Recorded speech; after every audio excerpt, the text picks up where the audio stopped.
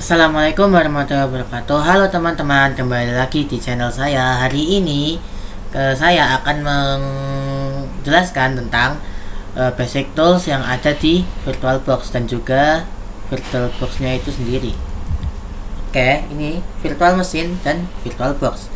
Kita untuk materi yang akan dibahas akan ada pengenalan dan manfaat virtual mesin, arsitektur virtual mesin, basic tools seperti clone dan snapshot, dan juga ekspor dan import. Lalu ada networking adapter. Namun karena kemungkinan besar durasinya akan panjang, jadi untuk lebih lengkapnya tentang networking adapter akan dijelaskan pada video selanjutnya teman-teman ya. Oke, lanjut. Lalu ada pengenalan dan juga manfaat virtual mesin. Virtual mesin adalah lingkungan komputer virtual berbasis perangkat lunak yang berjalan terisolasi di atas komputer fisik. Untuk efisiensi sumber dayanya, dia itu memaksimalkan penggunaan CPU, RAM, dan juga storage perangkat keras fisik. Untuk keamanannya dan isolasinya, juga kerusakan sistem atau virus di dalam virtual mesin tidak akan berdampak langsung pada host utama. Jadi jika ada kerusakan sistem dalam virtual mesin kalian, itu tidak akan berdampak langsung pada komputer utama kalian. Lalu, virtual mesin juga berguna sebagai lingkungan uji coba atau sandbox, aman untuk eksperimen aplikasi, OS baru maupun uji keamanan. Jadi kalian tidak perlu khawatir untuk melakukan uji coba dalam virtual mesin. Lalu, selain itu, virtual mesin juga efisiensi biaya, karena mereka itu virtual mesin menjalankan banyak OS seperti Linux dan Windows tanpa perlu membeli komputer tambahan. Lalu kita masuk arsitektur virtual mesin. Untuk arsitektur virtual mesin itu ada dua tipenya teman-teman, yaitu ada bare metal dan juga hosted. Apa bedanya? Oke, bare metal yaitu berjalan langsung di atas hardware fisik tanpa memerlukan OS host pendukung. Untuk kelebihan dari bare metal, yaitu performa sangat cepat, efisiensi tinggi, dan juga latensi rendah. Contoh-contoh bare metal itu adalah VMware XE, Proxmox, dan juga Citrix Sense Server. Untuk hypervisor, untuk bare metal itu setelah hardware fisik ya, dia akan langsung menuju ke hypervisor tanpa memerlukan OS host tambahan. Hypervisor itu apa? Hypervisor itu adalah wadah untuk virtual mesin kita. Jadi hypervisor tempat untuk menaruh virtual mesin kita teman-teman ya, sebagai wadah. Lalu ada hosted. Lain dengan bare metal, hosted dia ini berjalan di atas operating system host tambahan yang sudah terinstall sebelumnya. Jadi hypervisor hosted ya, itu ya, setelah hardware fisik harus ada OS host pendukung baru masuk ke hypervisor. Untuk kelebihan dari hosted, dia ini praktis, mudah diinstal, sangat fleksibel untuk penggunaan harian. Contoh dari aplikasinya atau virtual mesinnya itu ada Oracle VirtualBox dan juga VMware Workstation. Ini kita bisa skip saja. Oke, kita lanjutkan.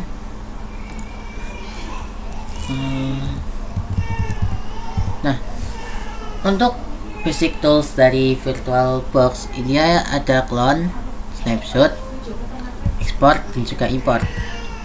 Untuk clone, dia ini membuat duplikat atau salinan identik dari sebuah virtual mesin.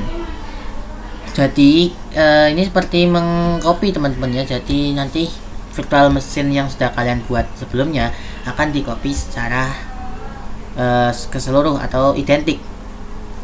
Dan untuk snapshot, dia ini menyimpan keadaan VM pada virtual mesin pada titik waktu tertentu, termasuk memori, pengaturan, dan isi disk. Untuk fungsi utama snapshot, dia ini berfungsi sebagai titik pemulihan sebelum melakukan eksperimen atau update sistem yang beresiko. Jadi, jika kalian sedang konfigurasi sebuah virtual mesin dan tiba-tiba ada kesalahan dalam mengkonfigurasinya, kalian bisa kembali ke keadaan virtual machine kalian yang belum rusak, teman-teman. Lalu ada export yaitu mengemas VM beserta seluruh pengaturannya menjadi satu berkas standar terkompresi. Formatnya yaitu OVA, .OVA atau .OVF. Ya, ini sangat berguna untuk backup dan juga distribusi.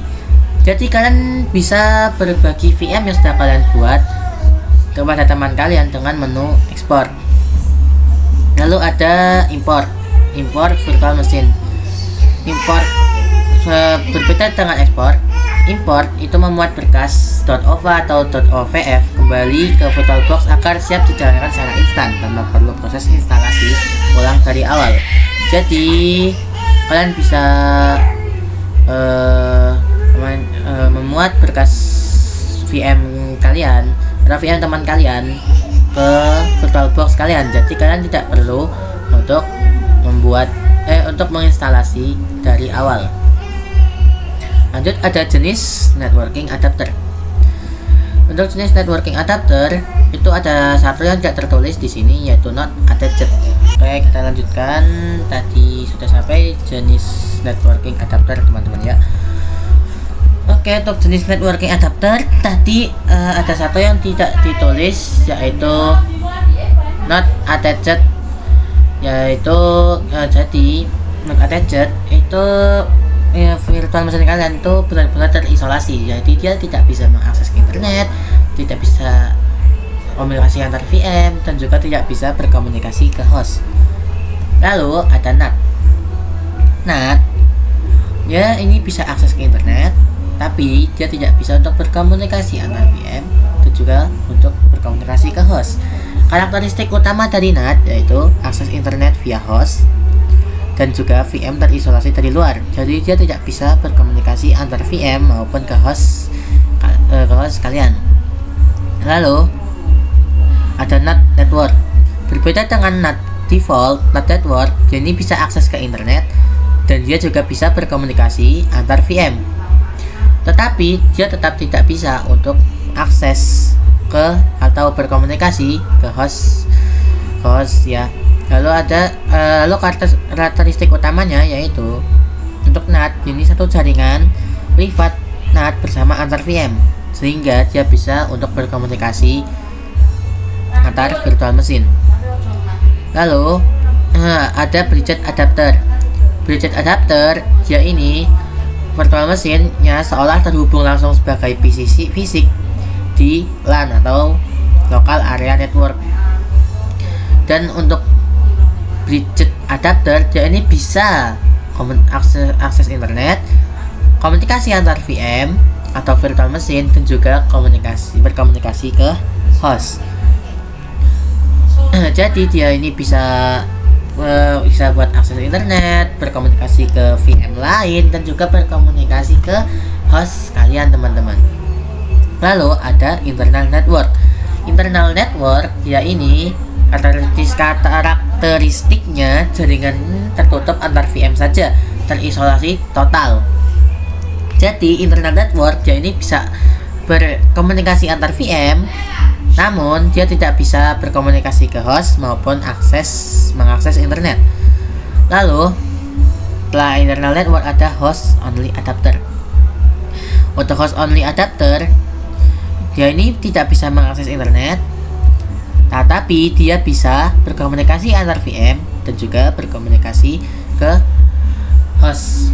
Untuk penjelasan lebih lengkapnya kita akan bahas di video kemudian. Untuk kali ini kita akan mempraktekkan langsung tentang clone, snapshot, dan juga export dan import.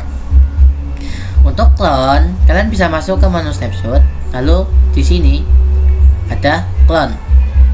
Karena di sini kita sudah ada clone, kita bisa hapus yang ini saja dengan cara remove, lalu delete all files. Ini juga sama, ini mungkin ya ini sama aja. Lalu kita remove, lalu delete all files. Oke. Untuk clone, kalian tadi seperti tadi, kalian bisa klik kanan pada mouse kalian, lalu klik clone, atau kalian bisa pencet ini nih, apa ini ya, tombol ini ya, tombol ini, lalu masuk ke snapshot. Nanti kan untuk yang tadi kita kan di details nih, di details kita masuk ke snapshot. Lalu di snapshot di bagian sininya ini ada beberapa tombol teman-teman ya, ada tag ini untuk snapshot teman-teman ya. Lalu ini clone, jadi tinggal dipencet clone nya. Lalu kalian bisa namain apapun di sini ya.